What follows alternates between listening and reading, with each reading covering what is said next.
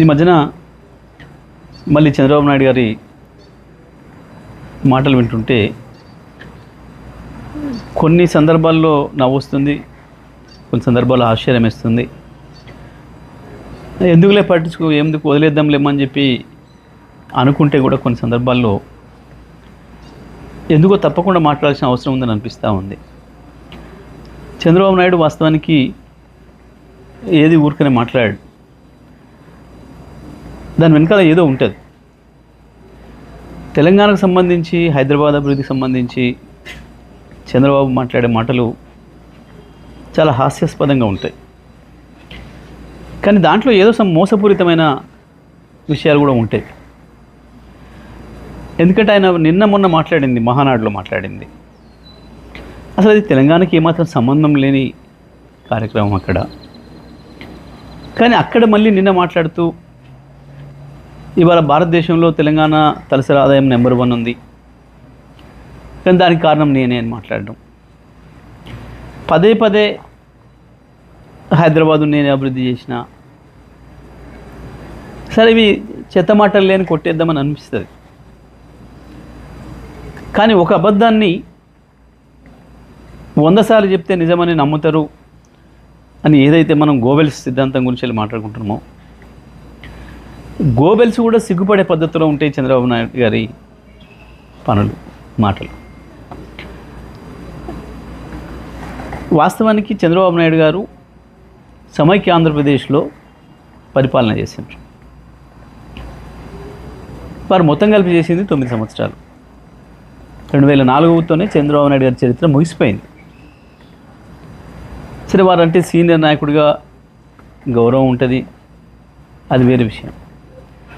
కానీ మాట్లాడే మాటలు విన్నప్పుడు మాత్రం చాలా చిర్రెత్తుకొస్తుంది.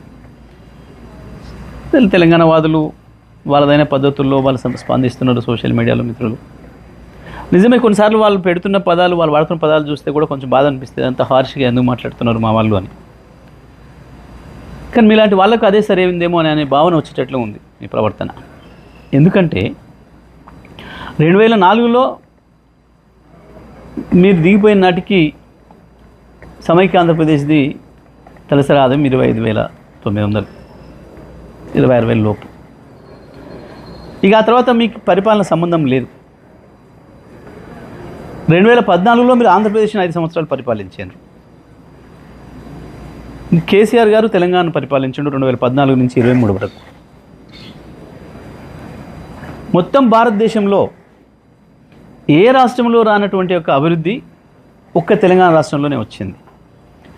ఈ రంగం ఆ రంగం అని కాదు, ప్రతి రంగంలో అభివృద్ధిలో ఆకాశంలోకి దూసుకుపోయింది తెలంగాణ. 5 సంవత్సరాలు మీరు అక్కడ పనిచేసినారు ఆంధ్రప్రదేశ్ ప్రత్యేక ఆంధ్రప్రదేశ్ ముఖ్యమంత్రిగా. అక్కడ పెరగలే ఆ పద్ధతుల్లో తలసరి ఆదాయం. ఒక తెలంగాణనే సమైక్య ఆంధ్రప్రదేశ్ నుంచి విడిపడ్డ నాడు కేవలం 1,12,000 తలసరి ఆదాయం ఉంటే ఇవాళ 3,60,60,000 వచ్చింది, 3,70,000 వచ్చింది దాదాపు. ఇవాళకి కూడా నీ ఆంధ్రప్రదేశ్ తలసరి ఆదాయం 2.5 లక్షలే. చంద్రబాబు నాయుడు గారు దీనికి సమాధానం చెప్పాలి. మీరు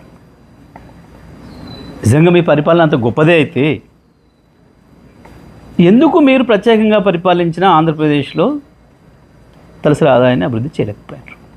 ఆంధ్రప్రదేశ్ మీద మీకు ప్రేమ లేకనా?